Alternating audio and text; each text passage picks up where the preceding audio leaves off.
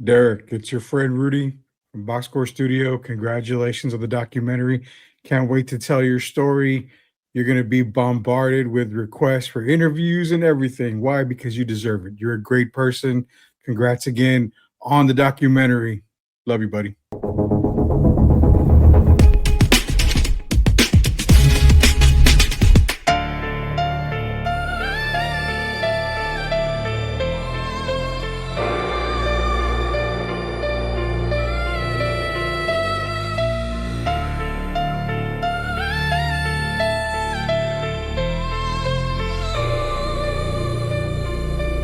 Greatness isn't always loud. Sometimes it doesn't come with contracts, headlines, or primetime moments. Sometimes greatness looks like persistence, like choosing the long road when the easy one disappears, like showing up again and again when recognition comes late or not at all. Derrick Gervin's story isn't about what was denied, it's about what was built. From Detroit to college gyms, from overseas arenas to neighborhood courts, his impact has never been confined to a scoreboard. Today, the lessons he carries forward don't echo in packed arenas. They live in young voices, open gyms, and second chances. And maybe that's the truest measure of a basketball life well lived. Not how many people watched you play, but how many are better because you did. This is Derrick Gervin's legacy. Still teaching, still giving, still in the game.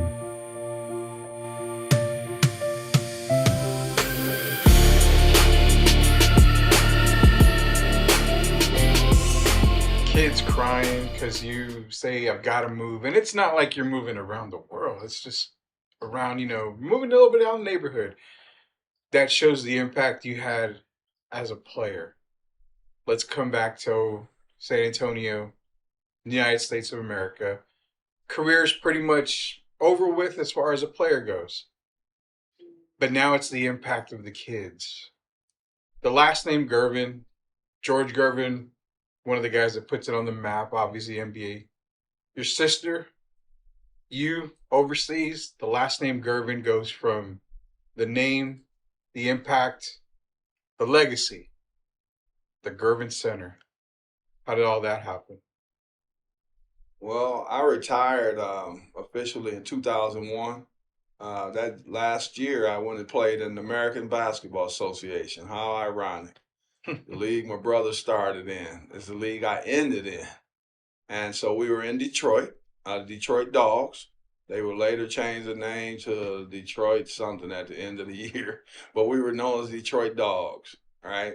And so I go play there with George. My nephew's on the team, George Gervin Jr., or as he's known around here, G.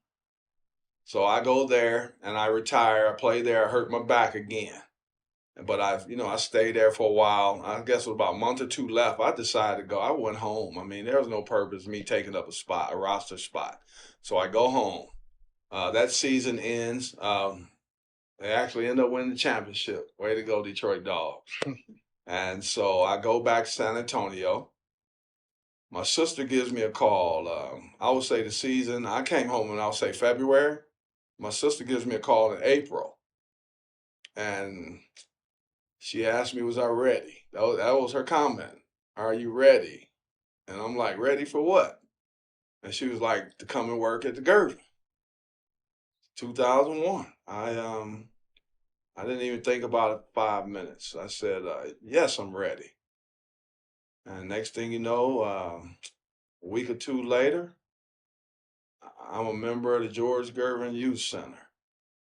And so I come in contact with young people again. I worked at the school, and we had the youth center and we had the school. Okay, at that time they had portables inside the youth center, and that was the school. The way it's evolved today, it's crazy. Sunbelt side drive south. It's a real school, and we got schools around the city. School in Gonzales, Texas. School in Phoenix.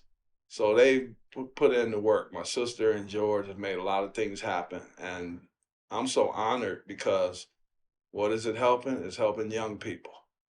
And so I worked at the Gervin for 14 years.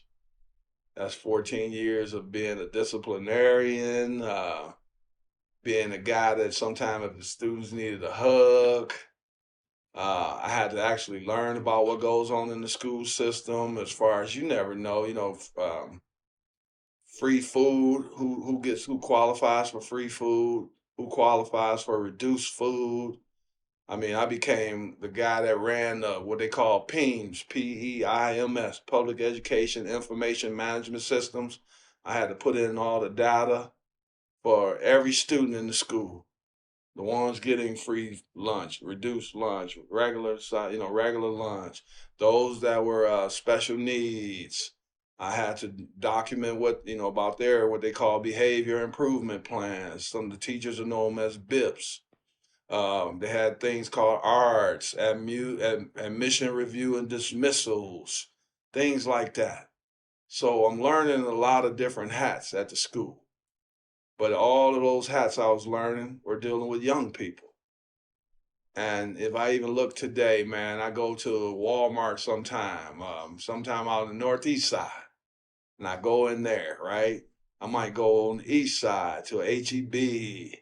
I go in these places, and there's someone running up to me, calling me, "Hey, Mr. Gervin, is that you?" And now you're talking about adults who have their own kids. They're in their 30s and early 40s now, and they still remembering me. And when they come up to me, here's the best part. They're not coming up to me to hit me in the eye. They're coming up to me to give me a big hug and to thank me for helping impact their lives. And some of them even today are asking me now, will I, train their kids in basketball? And they know me, man. I'm a disciplinarian, but I think I have a lot of good things about me when it comes to the young people. I make them know how important they are. In the school system, you never know what kind of day they go through over the course of a 24-hour day. And so all of these things were important to me. Some days I might be the only hug they get or the only positive words they hear. And the reason I do that is because I figure if I'm doing it, maybe someone else will hear my approach and they'll start giving the positive words of encouragement. Just trying to lead the way again, just like I try to do on the basketball floor. But this is so much bigger than basketball for me. When you're talking about impacting young people, you have a young lady, Joanne. She means the world to me. When she sees me, what does she call me? "Hey, Uncle Derrick." I mean, it doesn't get any better than that. It's priceless. She knows how I feel about her. I know how she feels about me, your wife, from the day I met her. Every time I see her, your mom. That's bigger than basketball to me. For these people to know that they have love coming from someone other than their family member, and it's genuine love. And it's the same. When I deal with these kids, man, I get emotional. You've seen me get emotional. Every child in San Antonio, all over the world, matters to me. Even when I go to these basketball tournaments, no matter who I'm coaching, I don't just talk to my team. You've seen it for yourself. I'll get pointers to the other team. I'll talk to young people before the game. I'll talk to young people after the game. And I try to give them encouragement. And I don't care what team they're on, because at the end of the day, they're all on the same team. They all have the same goals. They want to become basketball players. Now, I know that that's not realistic as far as going to college for everyone to play and to go to the NBA, right? But AAU basketball, high school basketball, elementary school, middle school, this gives them an opportunity to come outside of themselves, to come out of their comfort zone and get an opportunity to enjoy themselves and have fun. And that's really what the game is about. And then as you continue to mature, you learn about relationships. I talked to guys today, Ricky Pierce. Yeah, Ricky, I'm giving you a shout out. Just talking to you last week. These guys, Mario Ellie, Alvin Robertson, as you know, Terry Cummings, who sends me his sermon every Sunday. That's big. That's impactful. So the kids I get to deal with, and I get to deal with some of the guys from my basketball career, younger or older, and to still have relationships with them. And I have to send a quick shout out. Lost a friend 2 days ago by the name of Barry Mitchell. Barry is the father of A.J. Mitchell, who is currently playing for the Oklahoma City Thunder. So Barry passed at 60 years of age 2 days ago. I love you, Barry. You know me, my friend. When your son was on his way to college, Barry asked me about schools. And he mentioned the school, Santa Barbara, where I was playing when the Nets picked me up. I was in Santa Barbara in the CBA. So Barry talked to me, and I told him, if your son takes a visit to Santa Barbara Gauchos, I said, if he makes that move, he's going to be sold on day one, and so are you. And so his son, AJ, goes on to play at Santa Barbara. And where is AJ today? He's living that American dream, I call it, playing for the Oklahoma City Thunder. Every time I watch him now, it's going to have even more impact for me because I know his dad is smiling down on him. And it goes back to relationships again with the kids and with the guys who see their kids grow up and become what they've become. Keaton Wallace, as you know, Atlanta, brother of Kason Wallace, another OKC guy. Keaton called me a couple of weeks ago when I was actually leaving my brother's house. And I get a call on the highway. Who is it? Keaton Wallace. So for these guys to tell me that they love me, Tobias Harris, impactful. And that's what life's about, man, leaving a legacy. And my legacy, I want it to be not basketball. I want it to be that I cared and I loved other people. You know, the legacy that the Gervins overall brought from Detroit down to San Antonio, and it happens. You get, a lot of superstars, a lot of players, they go play at a city, and they kind of just tend to, you know what, thank you for my time here. I love the city, but I'm going back home or I'm going over here. We've seen past players make impacts. Tim Duncan, David Robinson, Sean Elliott, a lot of players have stayed in San Antonio. George did the same thing. You've done the same thing. Your family stays in San Antonio and considers San Antonio home. We grew up in Detroit, from Detroit, but San Antonio is home. So that impact and that legacy is cemented when it comes to the kids and the youth of San Antonio. I personally have seen you work with them, seen you talk to them. Kids love you, because of the personality that you have. And they impact you as much as you impact them. But when you've got the coaching mindset and you've got the coaching hat on, what is the biggest impact for you? Because you've got coaches that want to win and all they care about those banners that hang up in their gyms. But then they have the coaches like I feel you are and I feel like me, where the banner's cool, but I want to make sure you're ready for life. Which impact is more to you and first in your mind? The one you just said last, the banner of life. Yeah. Because the basketball is going to roll away. That ball is going to disappear at some point. And then you got the rest of your life ahead of you. And what are you going to do with that? Even in basketball, you're playing with a team. It's not an individual sport. So you have to learn to coexist. You don't have to love everyone on your team. I wish they would, because I'd love them all. But you have to learn how to, it's like building a puzzle. You're not building that puzzle alone. You're building that puzzle as a group. And once that puzzle is complete, that means you've made strides, right? And then you're moving on to the next puzzle, if that's your choice, right? The next puzzle is called the puzzle of life. Once my basketball career is over, my whatever sports event it may be, tennis, it could be an individual sport. What am I going to do next? And when you're moving to you have to always remember, no one on this earth can make it alone, right? Yeah. Even when you look at boxers, they get in the ring and fight each other, but they have coaches, right? They have trainers. They fighting against sparring partners, right? tennis, you out there hitting with the other players, might be even your competitors, right? You saw Nadal and Federer all the time. The relationship, the bond that they built. You look at Jokic. These guys build lifelong bonds, relationships, right? I saw even, man, it made me so happy earlier in the year. I saw Marie Sharapova and Serena Williams together. They're no longer nemesis for each other. They're no longer opponents.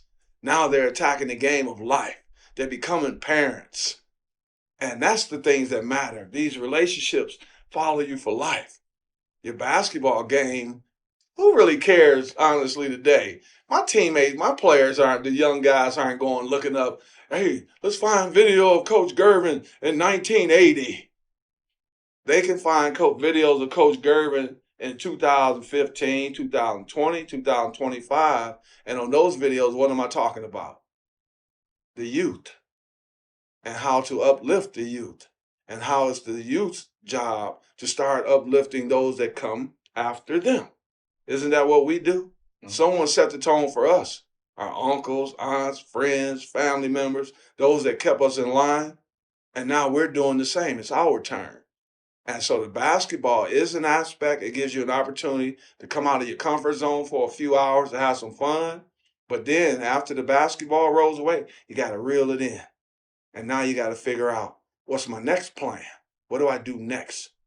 And hopefully that plan will be where you're interacting with others and you're trying to uplift them. You're not demeaning them. You're trying to help send them in a positive direction.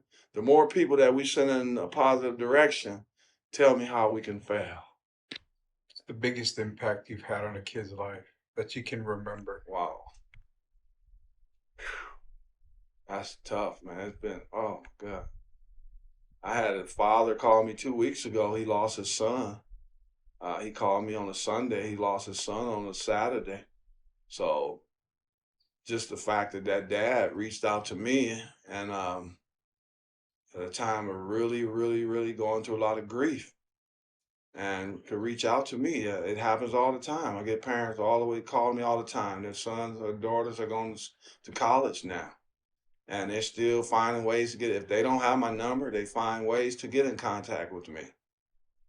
And can you imagine you just sitting at home and all of a sudden you get a call from someone or a text from someone you haven't talked to in 15 years.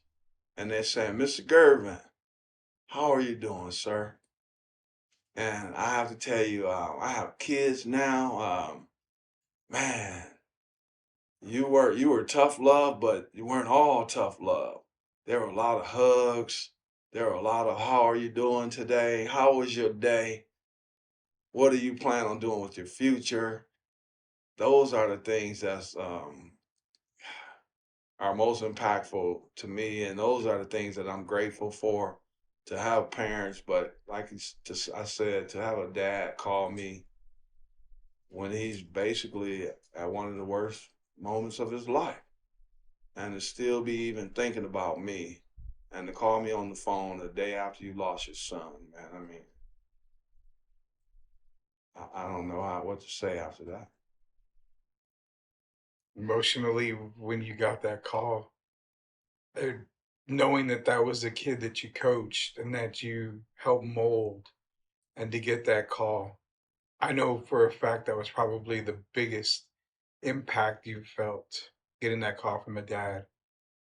But what was the first words you could have told someone in that particular time? I told him I love you. First thing I told the dad. I mean, there's not much you can say. I've never experienced losing a child. So I'm not one of those people who could say, I know how you feel, because I have no clue. So the first thing I wanted him to feel was love. We both cried like babies on the phone together. And I mean, there was not a whole lot I could say. You know, I'm sending my prayers to him and his family, my condolences, but to tell him how much his son meant to me. I knew the son from the time he was 6 years old. He died at 16 years old. So that's 10 years. Even when I went to AAU games early this year during the summer, I saw the son on a few occasions. Every time I saw him, and Justin, I love you, my man. Every time I saw him, he was the same. He come up to me. He's the same guy every day. He was doing great things for the community, just like you and I when we rang the bell for the Salvation Army, stuff like that. He was making an impact, helping homeless people. We talking about a 16-year-old kid, young adult. And so to talk to his dad the day after, I mean, that means I made an impact in their life. And I wanted the dad to know that they also made just as big an impact in my life. And, you know, that's where we are. One of the most, religious things that a lot of people, of Catholic, Christian backgrounds, religious backgrounds, always hear about the footprints in the sand. And, you're never walking alone. Jesus walking right next to you. When it comes to coaching, when it comes to working with kids, what footprints do you want to leave with a lot of these kids? That we walked the path together. I didn't put the footprints there. We put them there together. We built the footprints. We did all of this together as a cohesive unit. And that's what I want them to understand. Even the young guys I'm coaching right now, I'm in a Christian school right now, coaching the JV. I only wanted to do JV, and I'm glad I took on that challenge, I'll say. But to see my guys every day, they see me, the JV and the varsity, and now the girls varsity. Last night, the girls varsity was talking to me. I've built relationships with that school. They even call me the ping pong champion there now. Not a title I really want, but I mean, right now it's all in good fun, right? Because I get to interact with these kids. Those are the biggest footprints I could have. And I mean, I'm like Bob Lanier now and Shaq. They had size 22 shoes. Those are huge footprints. And those are the size I try to wear now when it comes to dealing with these kids. Just leaving the best, man, I want them to have the opportunity to have the legacy that I think I've earned, over the course of these years that you've earned. And the best impact I can have on them is believing that they can be successful in anything that's legal, anything positive that they put their minds to, they can make it happen. If a kid from the inner city of Detroit can do it, anyone can do it. And that's what I want the young people to understand and to believe. I think, they really do believe that, because we've interacted with a lot of kids at events, and I've seen these kids come up to you, and like I said, they hug you. They may not have never known you. And I remember a lot of the times it's like, God, you're tall, did you play basketball? And you would say, I sure did. And talk to them from a point of view, of a third person point of view. It's like, you see the impact you have just by saying hi to them. They don't normally get to meet former NBA players. They don't normally get to meet, actors, actresses, anybody like that of celebrity status. Is it an automatic emotional high for you when these kids just bring that amazing smile, get them talking to you, and it's like they've known you for years? See my face, yes. Ah, man, yes. Because some of these kids have never met me in their lives. And even like we go to Antioch, right? Mhm. And then after 5 or 10 minutes, after I've talked to one or two of them, next thing you know, how many of them are coming in? Their whole team. And where do I sit? Don't they come and they sit around me, and I sit there with them? And we started just talking about things, and silly things sometimes. And then I'll get to my message about the team game, the basketball. But to be able to have fun with young people, man, I'm 62. To have a 10-year-old come over there and can laugh with me, and we could talk about different things, and I say something to make them laugh, and they say something to make me laugh. It doesn't get better. There's not an amount of money on this earth that can replace that for me. That's like being a trillionaire, to know that you impacted a young person's life, even if it's only for one day. You hope it continues on and they remember you and the messages that you try to leave with them. Mhm. but to impact them that particular day, because tomorrow's not promised. So if I can impact you today, I feel I've made an impression. I've done my job. When it's all said and done, Derrick, all said and done, what do you want people to say about Derrick Gervin? What he stood for on and off the court, trials and tribulations. What do you want those words to be said from people when it comes to Derrick Gervin? We've gone through so much. We've talked about family, talked about your career, your impact on the community, highs and lows. When that one person comes up and says, Derrick Gervin, this was him, on and off the court. I just want them to say, and they said that they're honored to know me. And that has nothing to do with the basketball. It's an honor to know you as a human being, to interact with you, to spend time with you. I spent a lot of time with a lot of these kids and their families, going out to eat, things like that. And just to be remembered as being a good human being. That's the biggest legacy you could have, right? There's only two ways you can go in life. You can take the wrong path, you can take the right path. For me, the right path is leaving a positive legacy, letting kids know that anything that you put your mind to, you can do. But at the end of the day, love everyone. Every human being deserves to be loved. And for me, that's the biggest thing. There's no one person on this earth that's more important than another person.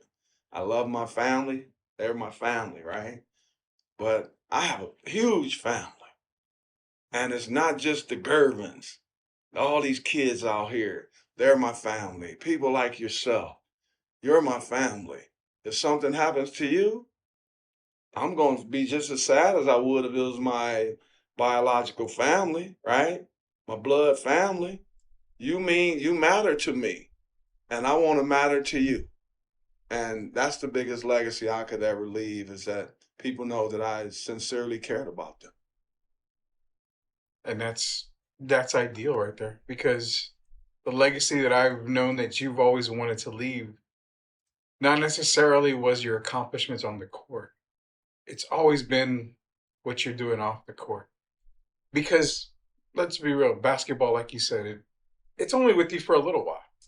It's only with you for 5 years, 10 years. Maybe you're lucky enough to have a 20-year career. You could be LeBron James going 50-year NBA careers. Who cares? But people will remember what happens on the court. But they're going to feel the impact of what you did off the court. And I think that's your legacy right there. Rudy, you're familiar with it. A lot of people aren't familiar with Haven for Hope down here. Yeah. I've sat out in the courtyard at Haven for Hope. And I was there. We were playing a game. This game is similar to tennis. It's called Rotango.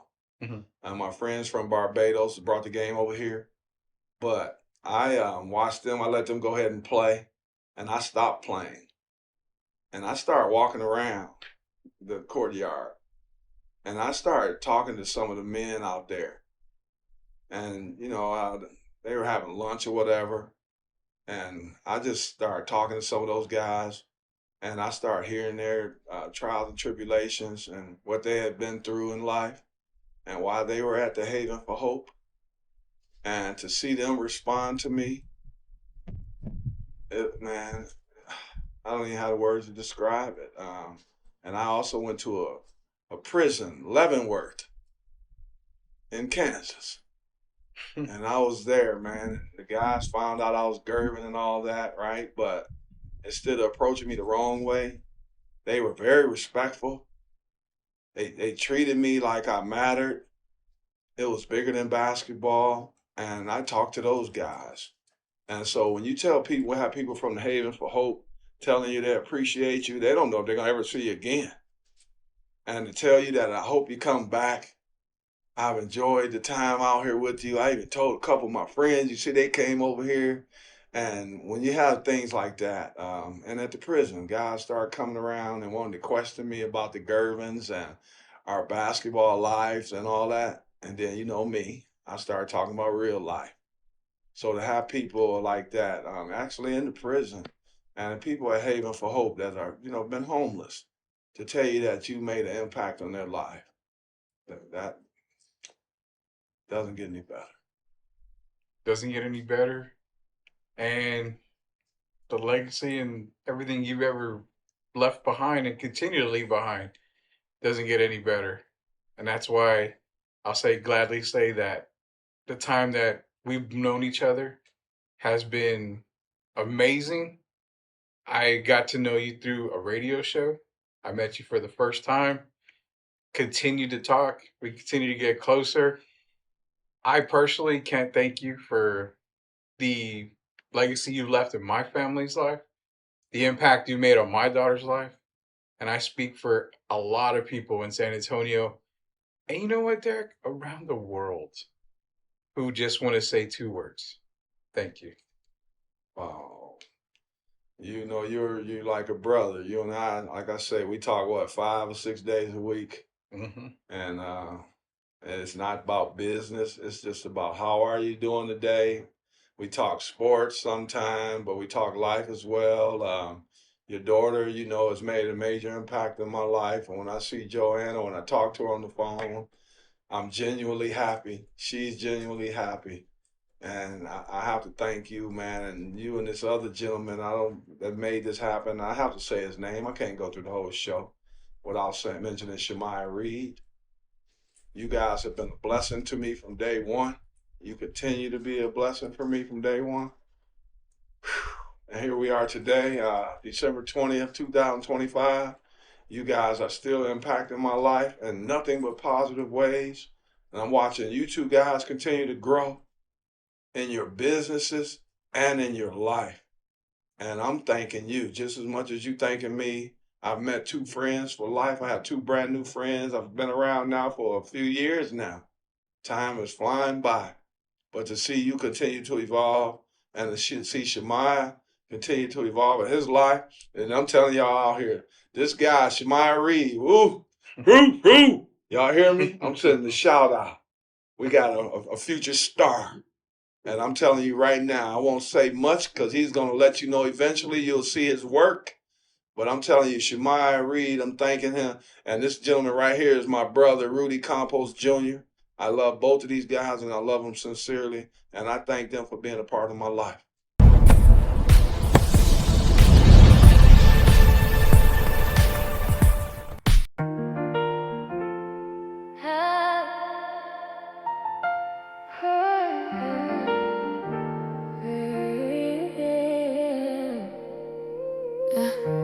Mom never asked for the credit.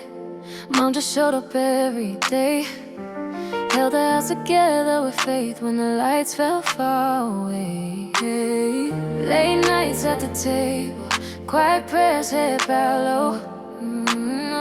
Mom cried so we wouldn't have to. It's something only heaven knows. When the storm kept falling down, Mom was still around. If they see me fly, they should know why. It was love before the grind. Every door, every open road had a mom's fingerprints on mine. I'm only here because of Mom. That's the truth I'll always say. Her love is the sunlight after the rain. Yeah. The game looked like basketball, crowds, lights, and fame. Yeah. But legacy was built at home long before the name. The core is just a canvas. Prayer was how it began. God's hand held the brush. Mom trusted the plan. When the nights felt way too long, Mom stayed strong. If they see me fly, they should know why. It was love before the grind. Every fall, every sacrifice was Mom standing in the gap for mine. I'm only here because of Mom. Through the joy and through the pain, her love is the sunlight after the rain. Through the rain, Mom stayed through the pain. Mom prayed when I couldn't see the way.